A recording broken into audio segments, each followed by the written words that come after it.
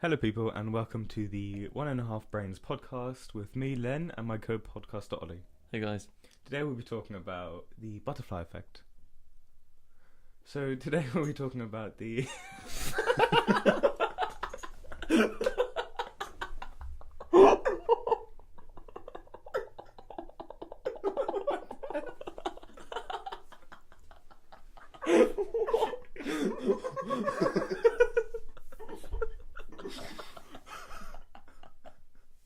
Why?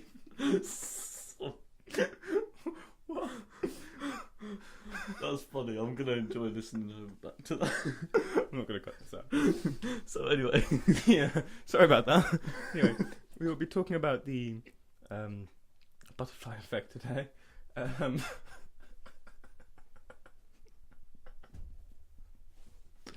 we should start again, shouldn't we? Hello, people, and welcome to the One and a Half Brains podcast with me, Len, and my co-podcaster, Ollie. Hey guys. So today we'll be talking about the butterfly effect.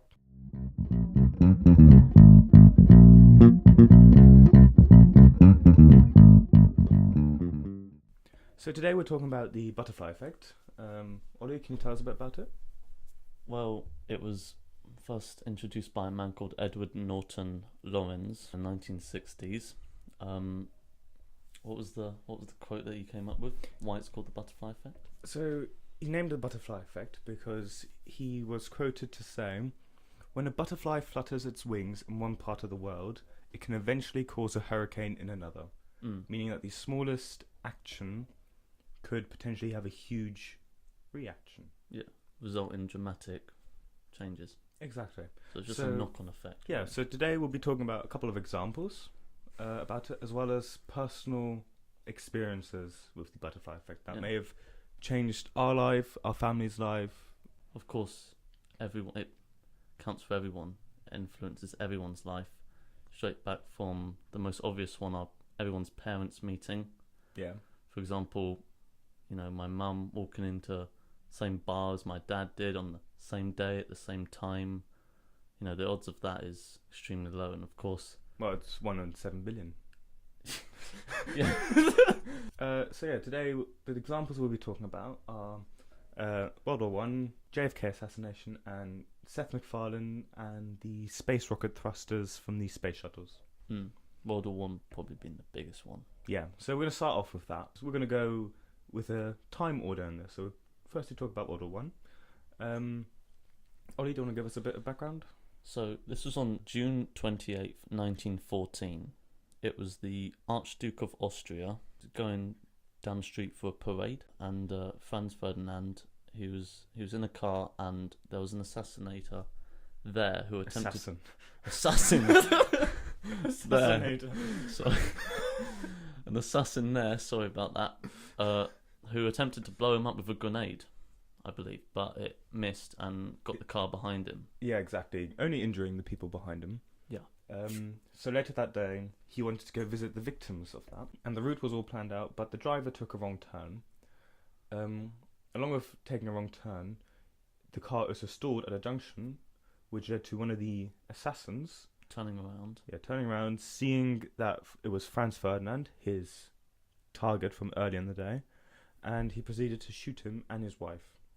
Yeah. The shooting of Franz Ferdinand and his wife led to Austria-Hungary to declare war on Serbia, which in turn caused Germany to declare war on Russia, France and Belgium, which then caused England to declare war on Germany. So it's a big spider web of confusion going on, who's starting war with whom. Yeah, and then that included all the external factors following that, and Such countries, America, Australia, Brazil. You're thinking of World War II, Ollie.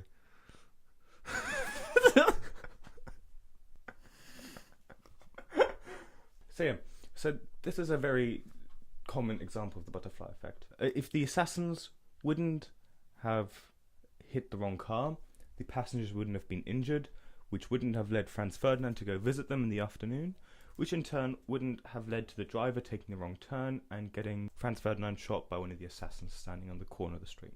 So that's one of the most prolific examples of the butterfly effect. Another very famous one is JFK. So JFK's butterfly effect is different than most people would probably think. When JFK was in his early 20s, he played a lot of sports, American football being one of them. And in the 40s, he injured his back, which forced him to wear a back brace. Now, this back brace helped him deal with back pains, which he battled with for a lot of his life, including his presidency. But at the same time, it also may have cost him his life. Yeah, lots of people don't know that when he was shot, he would have naturally just leaned down, wouldn't he? Just well, slumped over. not even naturally. He probably would have. When he got shot, he was wearing his back brace at the time. So when you see the videos of the assassination, you see after the first bullet hits him, he kind of slumps over, but still in plain sight of everyone, really. If he wasn't wearing that back brace, he could have maybe got down further or hid better, but this brace restricted his movement. Because it aligned him perfectly, his position for the next shot. For the second shot, straight yeah. into the head. And the first shot was non-fatal, would have been non-fatal as well. So if you think about it, that whole assassination actually had a big effect on the presidents that America has today. If he wouldn't have got shot, that means his vice president Lyndon B. Johnson wouldn't have become the president, which would have changed the face of not just the Democratic Party at the time, but the presidents of America for the rest of history so far. Yeah. If JFK would have stayed in power, he could have created different laws, different orders, different executive decisions, which could have totally changed the way in which the presidents were elected, and B, which party got elected. Yeah. So if he wouldn't have got shot, who knows if Donald Trump would have even been president right now. It would have completely transformed the whole of America, the most influential country on the planet. So of course that's going to affect the whole world along with it. All because of a sporting injury. The next example of the butterfly effect are the space rocket thrusters that were used on the space shuttle missions, which were part of the US space program. So the space shuttles and its thrusters were operating between 1981 and 2011, launching a total of 134 space shuttles into orbit. And these thrusters, very interestingly, were affected by the butterfly effect. So these space rocket thrusters had to be made specifically to size. They were not allowed to be bigger than a certain amount, as they had to fit through tunnels which were made over 2,000 years ago. And it's interesting to see how a decision made so long ago has an impact now. Space exploration, one of the greatest human achievements of all time, and one of the most complicated pieces of machinery in history, had to be designed to fit around a decision made 2,000 years ago. If you It's think just about insane. that, it's crazy thinking about people 2,000 years ago making a tunnel for the sole purpose of getting their carriage through. Horses in a carriage, right? They would have never thought that 2,000 years later a bloody rocket would need to be built to size to fit through their tunnel. And that was restricting the size of them. The scientists had to come up with other innovative ways to design these rockets, make them just as economic, but obviously had the size against them. Yeah, exactly. So another topic we'd like to touch on quickly is the Seth MacFarlane story. So as many of you might know, Seth MacFarlane was supposed to be on United Flights 175, the one that hit the second tower on the 11th of September 2001. However, due to a previous party the night before, He was drunk. Yeah, he was so drunk and hungover that he missed his flight. Now, if you think about that, he is lucky to have gotten out of that, missed his flight. Extremely lucky. But if you think about it in a different way, if Seth MacFarlane would have been on that flight, that means Family Guy would have never been invented, and therefore means that all of us wouldn't have been watching it for hours and hours on end. So a lot of people who would have been watching this instead would have had a lot of free time to do other stuff. who knows? People could have invented stuff, found cures for stuff. Yeah, of course, there's nothing wrong with Family Guy, but I've dedicated hours and hours of my life to watching that. Days, probably. Yeah, and the other things we could be doing instead of that, all because he was drunk. That are some of the big examples of a butterfly effect. So yeah, now we'd like to touch on some personal butterfly effects that happened to us too. My example is relating to my great-granddad during World War II. So he was from a city in Germany called Magdeburg, where they had to fight from both sides, as both Russia and the Americans were closing in from either side. At the time, he was my age, so he was 17, and he knew it wasn't going to go any further. He knew there was no chance of winning, so him and his friend sought shelter in a church in Magdeburg, but they made sure they left their guns outside. This was to indicate to others, i.e. the Americans or the Russians, that they are in there, but they're unarmed, so they won't resist. They'll get captured, they won't put up a fight, and they did this to prevent getting shot. So that's one of the butterfly effects, that if they would have taken their guns with them, then if they would have been found by the Americans or the Russians, then they could have seen as a danger and they could have got shot, which would in turn mean no me. Another butterfly effect relating to that is if he would have been caught by the Russians, he would have potentially been forced to walk through Russia, Siberia, as a punishment, and during those treacherous walks, these prisoners of war often died.